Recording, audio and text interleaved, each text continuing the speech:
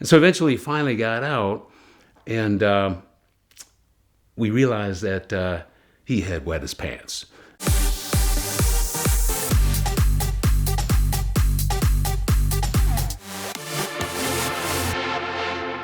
I grew up on a farm up in Michigan, a rural part of Michigan, and over the years, after driving trucks at probably 8, 10 years old, I became quite an aficionado, I would say, on old trucks, but then got into cars. And over the years, I had, I think, over 50 cars. Couple of personal favorites. One stands out as a Monza Mirage that I had, which is a 1977 that I bought while I was still in high school. And it was kind of a unique car. If you're not familiar with the Monza that Chevy put out back then, it had a couple of blue and red stripes down the sides, sort of on the front, and all the way down to the cheesy plastic spoiler it had on back. But it was really more of a ground effects package. I don't think it did anything in terms of additional performance to that option. But I come to find out it's a pretty rare car. And I had it for about a year, and it had a 305 with a manual in it, and it was a pretty quick car. In fact, the 77 or 78 Mustang IIs at the time were really no match for this car. But I had a lot of fun with it, and I remember I was at a party, and the person's house there that we were at, he had just cut some trees down in the Circle Drive. I tried to get around some of the cars in the drive there, and I took the turn too tight. I caught a stump right in the rocker panel on the driver's side. So after that, I felt like it cost more to repair the car than what it was worth, and I ended up selling it. I regret that decision. But a couple I missed out on. One was a 72 Pantera, and then I had a chance at a 74 Ferrari Dino. Those are the two that I would say got away. But my career led me to the Detroit area, and I worked for a Swedish automation company. I had sort of access to some of the skunk works and behind-the-scenes type companies that mainly were suppliers to the big three Automotive at the time. And so I remember one in particular, in the back warehouse, there were a couple of old Lincoln Town cars that were made out of stainless steel, which I'd never seen before, and I think it was just an experiment they had back then to see if it was a viable option. Obviously, it proved to be probably not a cost-effective option. But another one was at Pontiac Fiero plant, and this was about 1986. And in their skunk works there, they were working on a twin-turbo Fiero. It turned out to be quite the rocket ship. And I saw one of two prototypes at the time, from what they told me. Chevrolet, they shut it down because at the time it was beating out the 86 Corvette. And they wouldn't stand for that for marketing reasons. This guy that had that, he showed me what it could do down the test track, and it was actually pulling the front tires off the ground with this twin turbo in there. So it was quite an impressive little machine, but unfortunately didn't pan out.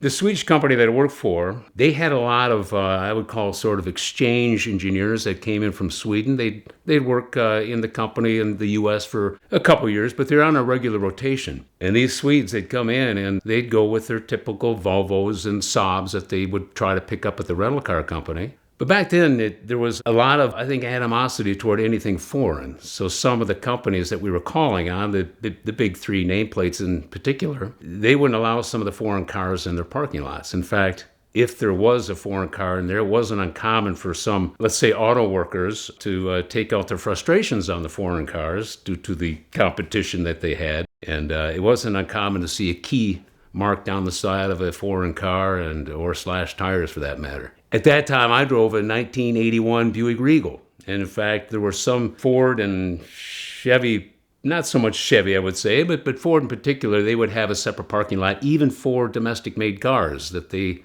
wanted off of their lot in some of these plants. But these Swedish people that I worked with, they were pretty interesting. In fact, they liked to come to the U.S. and they treated it as a year or 2 year long vacation, and they tended to party quite a bit, which was fun for me, being a young guy right out of college.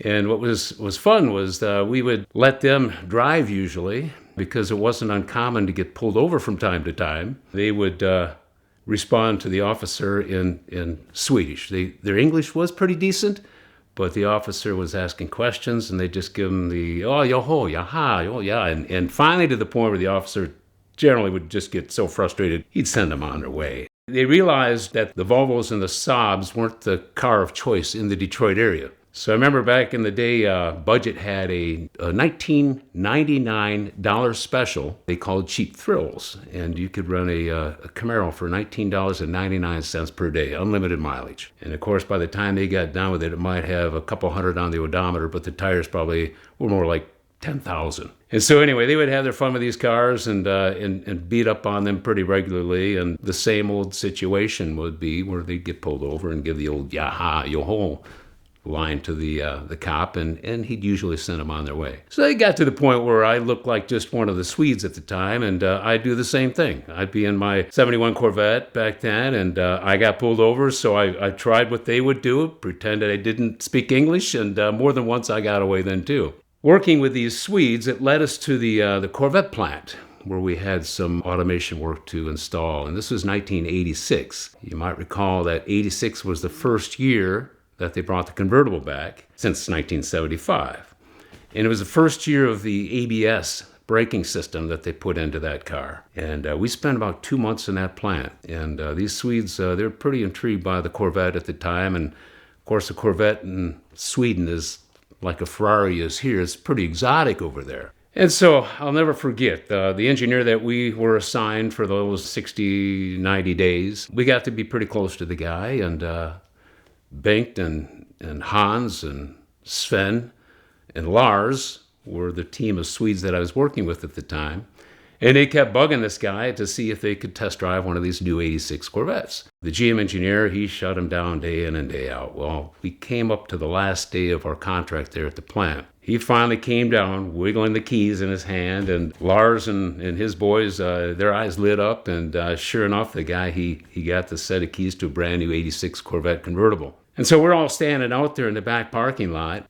It was pretty obvious this guy was pretty nervous about the situation. I don't even think he had the authority to provide him these guys with a new car. And so I'm standing there next to Bengt, and Lars takes his turn, and he's just kind of babying it around the back parking lot, and that went around the perimeter there, and Sven went next, and then same sort of thing. And Bengt the whole time is talking to me saying, I want to see what this thing's made of.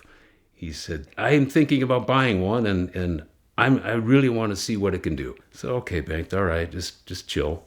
But it became his turn, so he hopped in this vet. The GM engineer was sitting in the passenger seat. He didn't waste any time to put the top down, and a nice sunny day there in Bowling Green. He hammered it right from the line.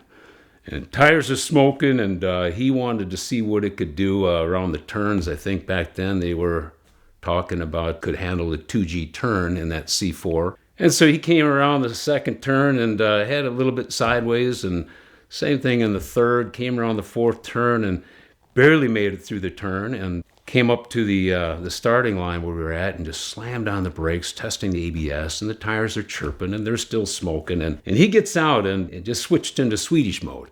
And yahoo, yeah, he was so jacked up to have driven this new Corvette, where he just was admiring the car and the smell of rubber. And the engineer, he just was still sitting in the car. So we were kind of concerned, because by the time he walked around and back to us, he was still sitting in there. And so eventually he finally got out. We realized that he had wet his pants.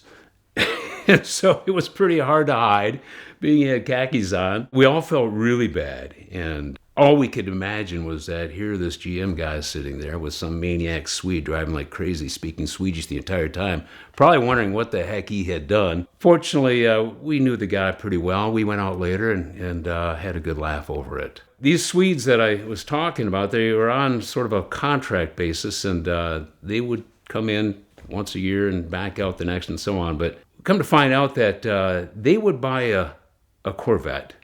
And Bengt made his mind up right then and there to buy one that next day. And then they would keep it in their possession for a little while here in the U.S. and then have it shipped back at the company's expense to Sweden. And I don't know exactly what the laws were back then, but I think they had to keep it in their possession in Sweden for 6 months, maybe a year, to get out from under having to pay the duty. And so this became somewhat of a racket.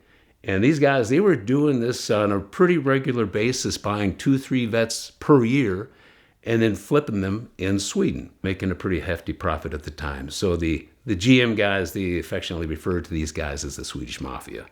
So I don't know if you call it a loophole or what, but anyway, they bought many cars over the years and made quite a lot of money doing that on the side. In fact, Bank went on to buy a 1987 twin-turbo Callaway, which he claims to still hold the land speed record from Cleveland to Detroit during that time in under an hour and a half. I think that is still one of only 2 Callaways in Sweden to this day. I can't help but picture Bengt over there now driving this car and getting pulled over and speaking perfect English to the cop who only knows Swedish and getting away with it in some way.